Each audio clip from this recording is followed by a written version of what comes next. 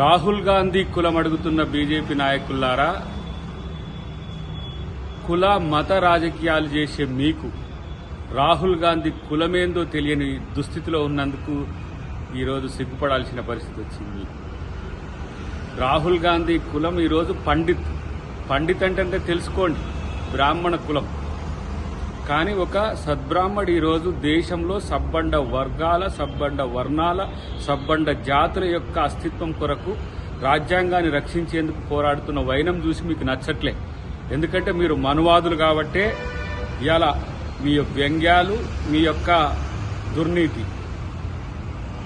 రాహుల్ గాంధీ కాబోయే ప్రధానమంత్రి అనే దృష్టితోనే ఆ కుటుంబాన్ని, నెహ్రూ కుటుంబాన్ని మొత్తం కించపరిచే స్థితి.